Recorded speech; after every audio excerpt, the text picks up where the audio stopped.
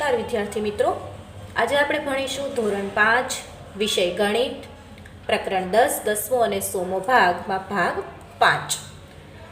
તો ગયા વખતે આપણે આગળના વિડીયોમાં જોયેલું, છેલ્લે મેં તમને કંઈક 20 રૂપિયાની 5 રૂપિયાની અને એક ગણિતના પાઠ્યપુસ્તકનું મેં તમને લોકોને લંબાઈ અને પહોળાઈ માપવા માટે કહેલું અને ત્યારબાદ તેનું જે કંઈ અંદાજિત માપ છે અને તેને માપીને જે તમને એક્ઝેક્ટ માપ મળે છે, આ બધું તમારે એક લખવાનું કહેલું મેં તમને હોમવર્કમાં।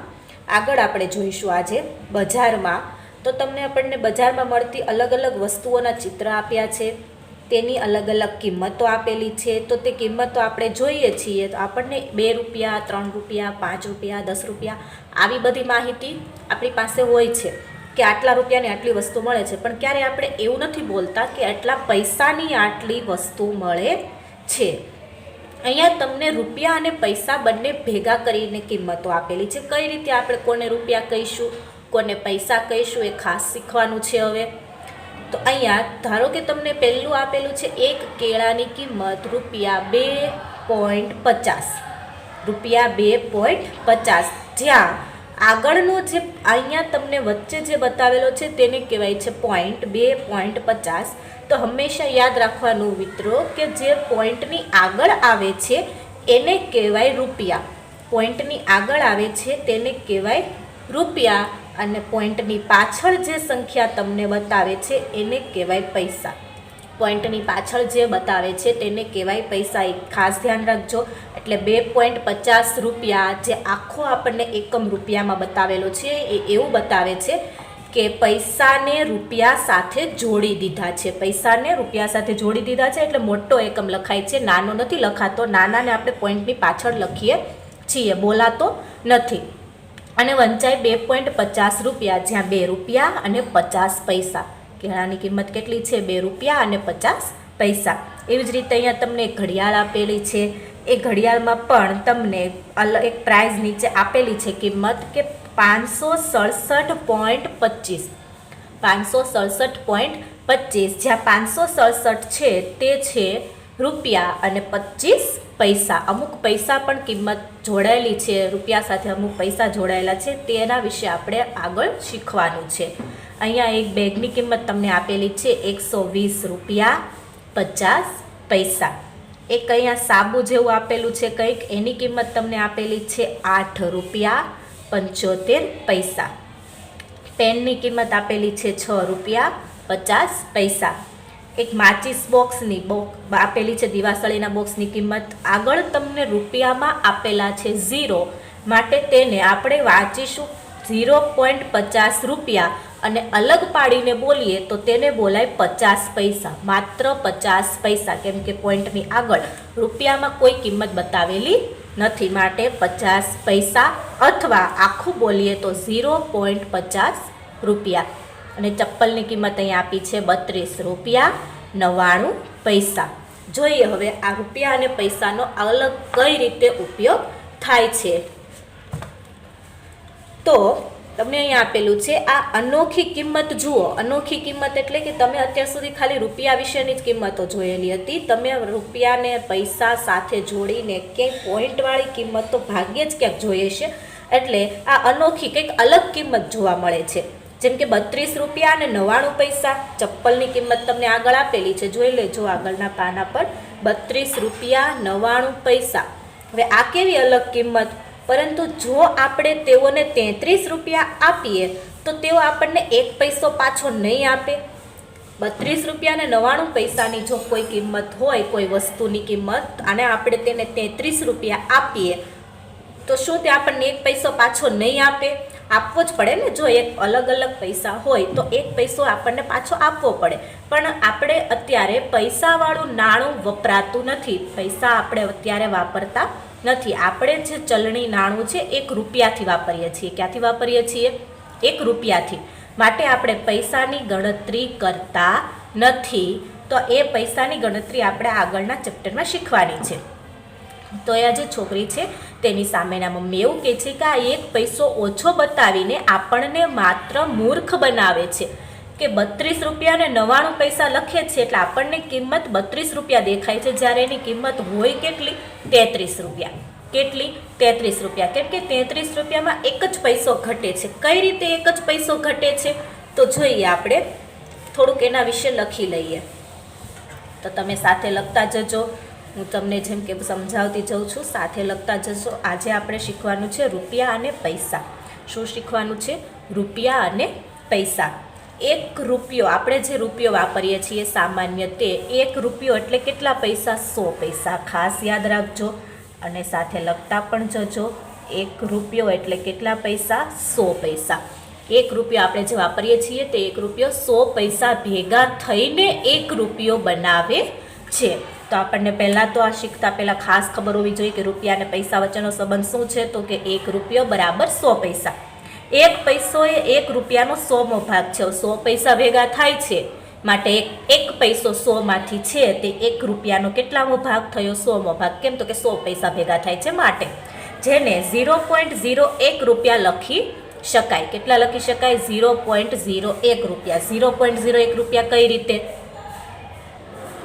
કઈ રીતે આવ્યો 0.01? તો 1 પૈસો 1 રૂપિયાનો 1 પૈસો, જેને આપણે રૂપિયામાં લખવું હોય તો 100 ભાગમાંથી 1 ભાગ છે માટે 1/100. 100 પૈસામાંથી 1 પૈસો છે માટે 1/100. હવે 0.01 કઈ રીતે આવ્યું? તો છેદમાં 100 છે.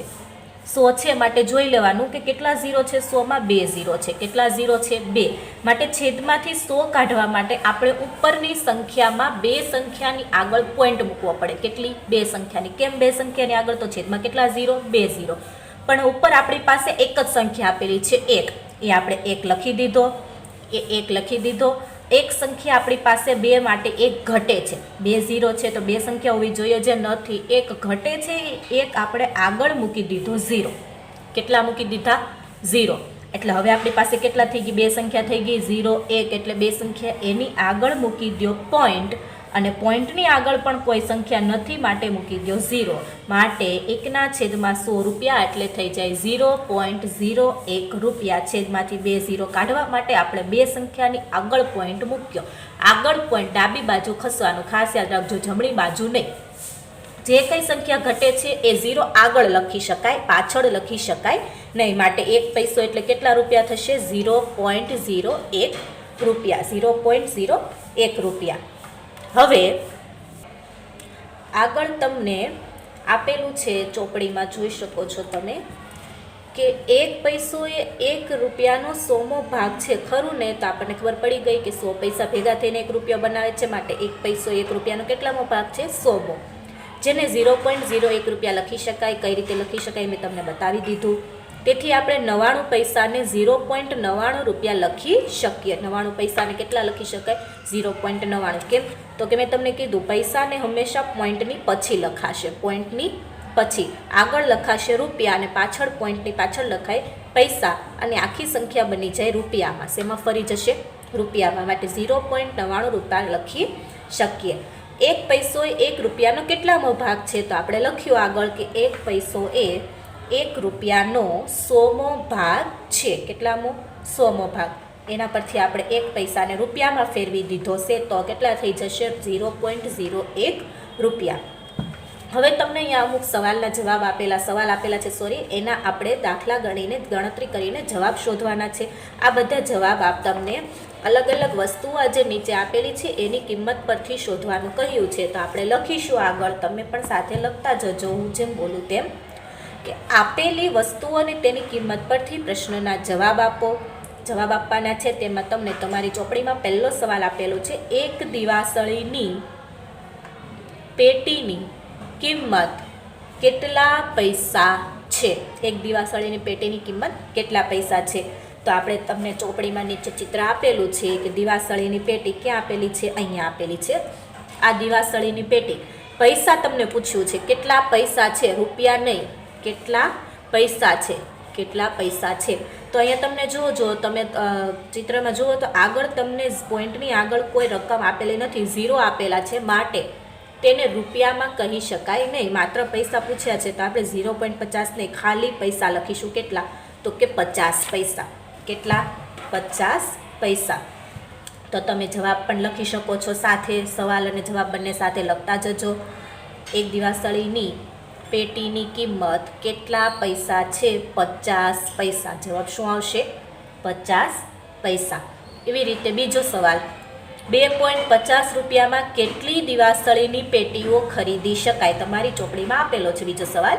2.50 એટલે તમે તેને કહી શકો 2 એટલે 2 રૂપિયા, 50 પૈસા તેની સાથે જોડી દો તો 50 પૈસા 2 વખત ભેગા થાય એટલે 1 રૂપિયો બનાવે. તમને ખબર પડી જાય 100 પૈસા એ 1 રૂપિયો, માટે 100 પૈસાના 2 ભાગ કરીએ તો 50 પૈસા થશે. તો 2.50 જેને આપણે કહી શકીએ 2.5 રૂપિયા. તમે જે તમારી સામાન્ય ભાષામાં કહો છો, આપણે આપણી ભાષામાં જે બોલીએ છીએ 2.5 રૂપિયા, તેને લખાય 2.50 રૂપિયા. માં કેટલી દિવાસળીની પેટી ખરીદી શકાય? હવે 50 પૈસા એક દિવાસળીની કિંમત છે. એક દિવાસળીની પેટીની કેટલી છે? 50 પૈસા. આપણે ઉપર લખ્યું એક દિવાસળીની પેટીની કિંમત 50 પૈસા છે. તો તમને ખ્યાલ આવી જ જાય કે 50 પૈસાની એક વસ્તુ હોય, 1 રૂપિયામાં 2 આવે. તમે કોઈ પણ નાની વસ્તુ, નાની 2 ચોકલેટ લેવા જાઓ છો તો તમને 50 પૈસાવાળી 2 ચોકલેટ આપે છે, 1 રૂપિયામાં આપે છે કે નહીં? એવી જ રીતે આ દિવાસળીની પેટીની કિંમત 50 પૈસા છે. તો આપણને પૂછ્યું છે 2.5 રૂપિયામાં કેટલી આવે? તો 50 પૈસા કિંમત હોવાથી 1 રૂપિયામાં 2 પેટી આવે. તો 1 ને 1 2 રૂપિયામાં 4 પેટી આવે. અને એની સાથે બીજા 50 પૈસા જોડી દો તો 2.50 રૂપિયામાં 4માં 1 પેટી વધારે આવે, એટલે કે 5 દિવાસળીની પેટી ખરીદી શકાય. તમારે આની ગણતરી ગુણાકાર કરીને પણ લાવી શકો છો, પણ એનાથી આ સરળ છે. તો માટે તમે ડાયરેક્ટ તેનો જવાબ વિચારી શકો છો, શોધી શકો છો કે 2.50 રૂપિયામાં 5 પેટી ખરીદી શકાય. કઈ રીતે?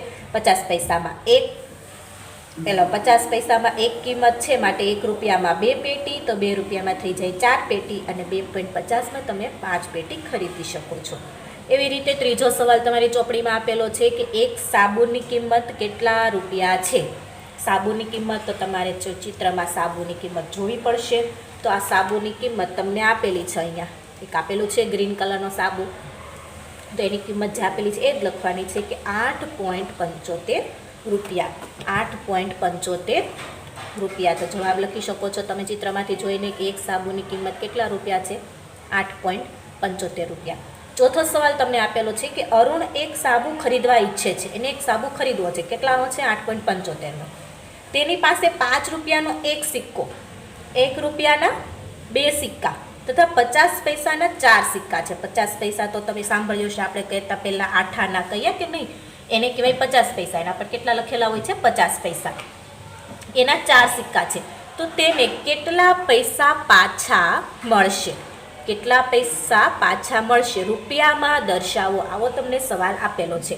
તો આપણે પહેલાં ગણવું પડશે કે અરુણ પાસે કુલ કેટલા રૂપિયા હતા. એની પાસે અલગ અલગ સિક્કા હતા. તો એ અલગ અલગ સિક્કાની આપણે ગણતરી કરીએ તો અરુણ પાસે કુલ રકમ, એની પાસે 5 રૂપિયાના કેટલા સિક્કા હતા? 1. તો 5 ગુણ્યા 1, 5નો 1 સિક્કો, પ્લસ કુલ ગણવું છે. કુલ ગણતરી કરવા માટે કરીશું સરવાળો. 1 રૂપિયાના 2 સિક્કા કેટલા છે? 1 રૂપિયાના 2 સિક્કા રકમમાં જોતા જજો. તો 1 ગુણ્યા 2 પ્લસ 50 પૈસાના 4 સિક્કા. 50 પૈસાના કીધું છે, જો ખાસ ધ્યાન રાખજો. અહીંયા 50 પૈસા છે, જ્યારે 5 અને 1 રૂપિયા છે. તો પૈસાને રૂપિયામાં દર્શાવવા માટે પોઈન્ટ પછી લખાય. આવું મેં તમને આગળ કીધું. પૈસાને રૂપિયામાં બતાવવા માટે ક્યાં લખાય? પૈસાને પોઈન્ટ પછી. માટે 0.50 ગુણ્યા 4. 4 સિક્કા છે માટે ગુણ્યા 4. આ બધાની ગણતરી કરીએ તો 5 એકા 5, 1 ગુણ્યા 2 2, અને 0.50ના 4 સિક્કા એટલે કે 50 પૈસાના 4 સિક્કા. 50 પૈસાના 2 સિક્કા એટલે 1 રૂપિયો, 4 સિક્કા એટલે 2 રૂપિયા. માટે 0.50 ગુણ્યા 4 થઈ જશે 2 રૂપિયા. 50 પૈસાના 4 સિક્કા એટલે કેટલા રૂપિયા થઈ જાય? 2 રૂપિયા. આ બધાનો સરવાળો કરીએ એટલે આવશે 9 રૂપિયા. તો અરુણ પાસે ટોટલ કેટલા રૂપિયા છે? 9 રૂપિયા. હવે તે સાબુ ખરીદવા જાય છે તો સાબુની કિંમત 8.75 રૂપિયા છે. માટે તે જો દુકાનવાળાને 9 રૂપિયા આપે તો દુકાનવાળો એને પાછા કેટલા આપશે? તો અરુણને મળતા રૂપિયા પાછા કેટલા આપે છે? તો જેટલી કિંમત અરુણ આપે છે 9 રૂપિયા, એમાંથી -8.75 દુકાનવાળો શું કરશે? બાદ કરી દેશે જેટલા રૂપિયાની વસ્તુ લીધી છે એને. તો એ બંનેની બાદ બાકી. હવે તમને એમ થશે કે અહીંયા 9 છે, અહીંયા 8.75 છે. આ બંનેની બાદબાકી કઈ રીતે કરવી? આમાં પોઈન્ટ છે, આમાં નથી. તો જો મેં અહીંયા તમને દર્શાવી દીધું છે. જે સંખ્યા આખી છે એને કહેવાય પૂર્ણાંક સંખ્યા. કેવી કહેવાય? પૂર્ણાંક. એમાં પોઈન્ટ પછી કોઈ સંખ્યા નથી, એમાં પોઈન્ટ જ નથી તો પોઈન્ટ પછી સંખ્યા પણ નહીં હોય. તો પોઈન્ટ ન હોય તેમાં તમારે પોઈન્ટ પછી લખવાના રહેશે 0 0. કેટલા લખવાના રહેશે? 0 0. જ્યારે પણ પોઈન્ટવાળા સરવાળા બાદબાકી કરો છો, બીજી સંખ્યા આખી છે, પૂર્ણાંક છે, તો એમાં પોઈન્ટ પછી લખી દો 0 0. હવે એની બાદબાકી કરીએ. 9માંથી 8.75 બાદ કરીએ એટલે 9.00 માઇનસ 8.75. 0માંથી 5 તો જશે નહીં, તો તમારે લેવો પડે દસકો. તો અહીંયા આપણે દસકો લીધો. આગળની સંખ્યા પાસેથી ઉછીના લઈએ, પણ ત્યાં 0 આપેલા છે માટે ત્યાં લખીશું 9, અને એની આગળની સંખ્યા પાસેથી એક ઉછીનો લઈએ એટલે 9માંથી 1 જશે એટલે ઉપર થઈ જાય 8. 10માંથી હવે બાદબાકી કરીએ તો 10માંથી 5 જાય તો 5, 9માંથી 7 જાય તો 2, અને 8માંથી 8 જાય તો 0, અને પોઈન્ટની નીચે પોઈન્ટ. તો આપણી પાસે કેટલા રૂપિયા વધે છે? 0.25 રૂપિયા. કેટલા વધે છે? 0.25 રૂપિયા. આમ અરુણને આપણને પૈસા અને રૂપિયા બંનેમાં પૂછેલું હતો જવાબ, તો આપણે બંનેમાં જવાબ લખીશું. આમ અરુણને 25 પૈસા અથવા 0.50 રૂપિયા પાછા મળશે. 0.25 રૂપિયા અથવા 0.25 રૂપિયા, અને પોઈન્ટ કાઢી નાખીએ તો રૂપિયાનું થઈ જશે પૈસા, કેમ કે એ પોઈન્ટ પછી છે માટે 25 પૈસા મળે અથવા 0.25 રૂપિયા મળે. આગળનો સવાલ 5માં તમને પહેલો સવાલ આપેલો છે કે એક કેળાની કિંમત 2.50 રૂપિયા છે, તો 1.5 ડઝન કેળાની કિંમત કેટલા રૂપિયા થાય? હવે ડઝન એટલે તમને લોકોને ખબર હશે, કેળા લેવા જઈએ તો આપણને ડઝનના હિસાબે ગણતરી કરીને આપે છે. તો 1 ડઝન એટલે 12 નંગ થશે. કેટલા થશે? 12 નંગ. 1 ડઝન એટલે 12 નંગ. આપણે લેવાના છે 1.5 ડઝન. કેટલા લેવાના છે? 1.5 ડઝન. તો 12 ડઝન, 1 ડઝનમાં 12 નંગ આવે છે, તો 1 અને અડધું એટલે થઈ જાય 1.5.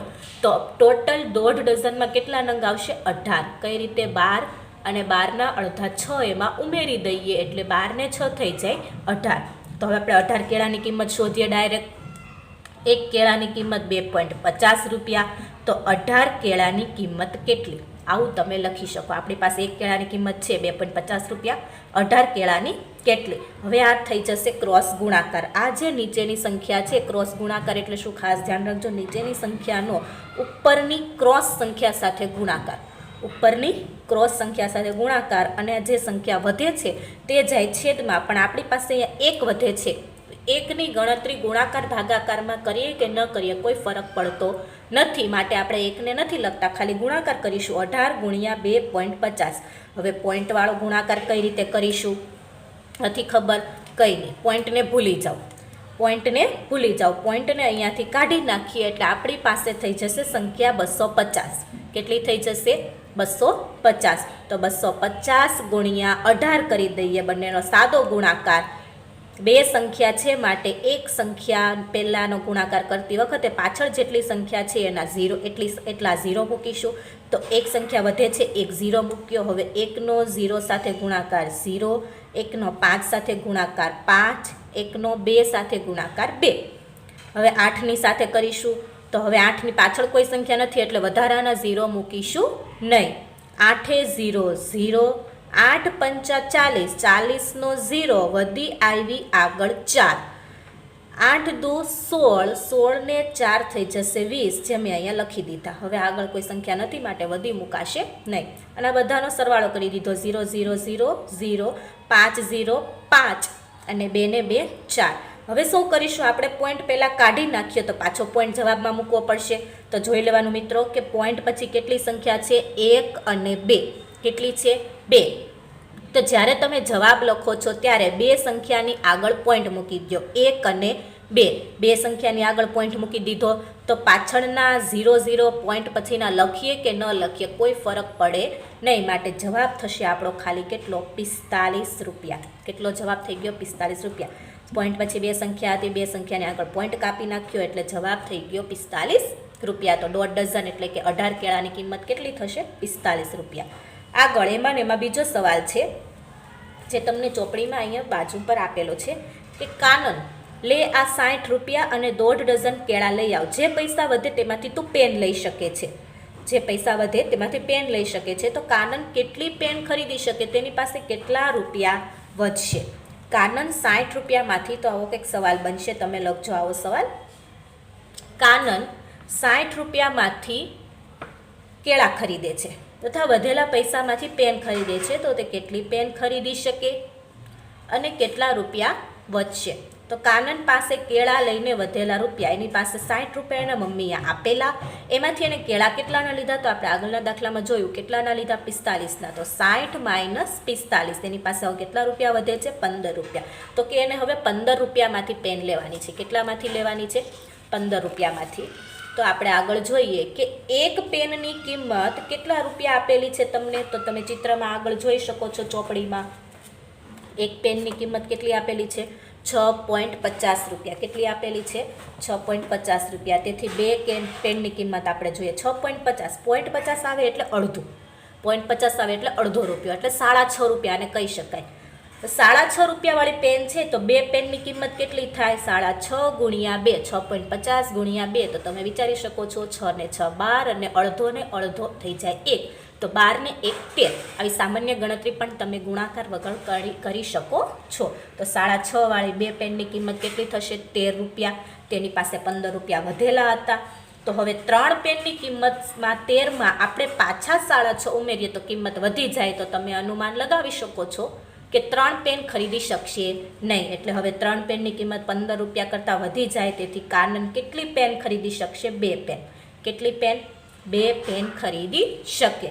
2 પેન લઈને તેની પાસે કેટલા રૂપિયા વધે છે, તો કે કાનન પાસે વધતા રૂપિયા, કેળા લઈને એની પાસે 15 રૂપિયા વધેલા હતા, એમાંથી તે 2 પેન લે છે. એટલે 15 માઇનસ 13, 2 પેનની કિંમત બાદ કરી દઈએ તો એની પાસે કેટલા રૂપિયા વધે છે, 2 રૂપિયા. કેટલા વધશે, 2 રૂપિયા.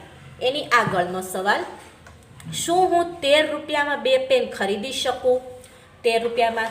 તો ત્રીજો સવાલ તમે એમાં લખી શકો છો, સી. શું હું 13 રૂપિયામાં 2 પેન ખરીદી શકું, તો કે હા.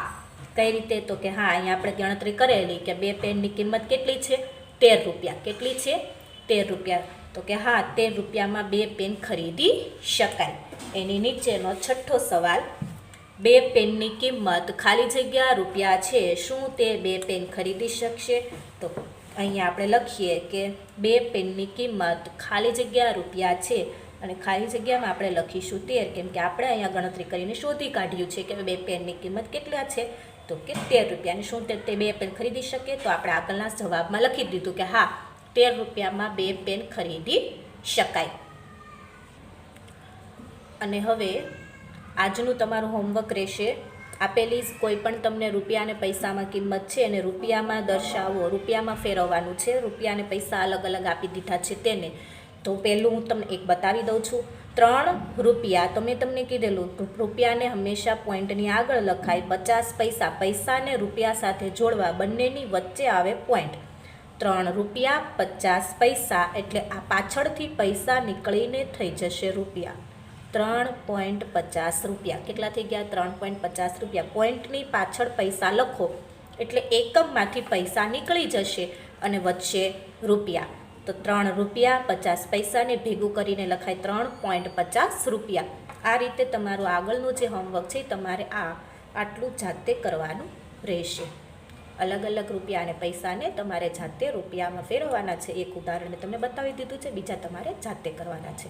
આજનું પીરિયડ આપણે અહીંયા પૂરો કરીશું. ધન્યવાદ વિદ્યાર્થી મિત્રો.